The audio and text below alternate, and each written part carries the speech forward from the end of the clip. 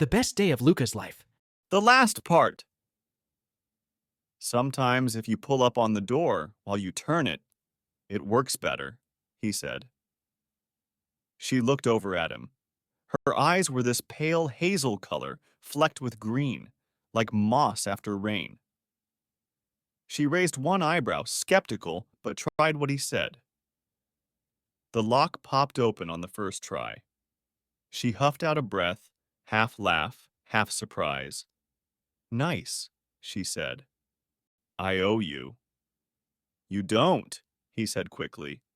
But you could tell me what you were reading the other day. By the library. She tilted her head, studying him like he was some strange new creature she hadn't figured out yet. You noticed? Yeah, he said. I notice things. She smiled then, a real one. It lit her face, softened her features in a way that made his stomach twist in the best possible way. It was the bell jar, she said. Sylvia Plath. Good book? It's heavy, she said, but it's real. He nodded, though he'd never read it.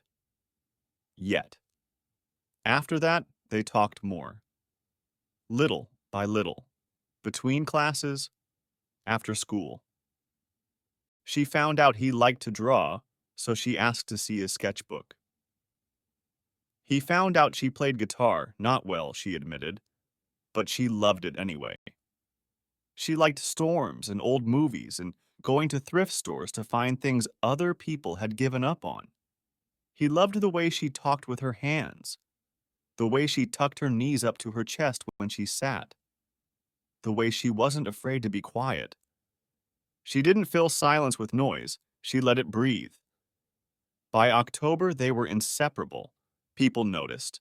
Friends teased, teachers raised eyebrows, but none of that mattered. The first time he held her hand was in the auditorium during an assembly. She was tracing shapes on her jeans with her finger, absent-minded circles, and he just reached over, took her hand in his. She didn't pull away, just laced her fingers with his like it was the most natural thing in the world.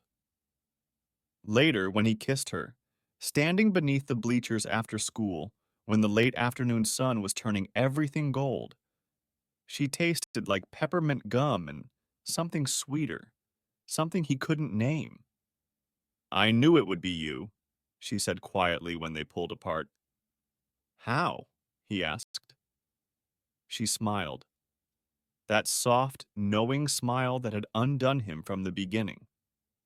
The way you looked at me, she said, like you already knew me. And maybe he did. Maybe he always had.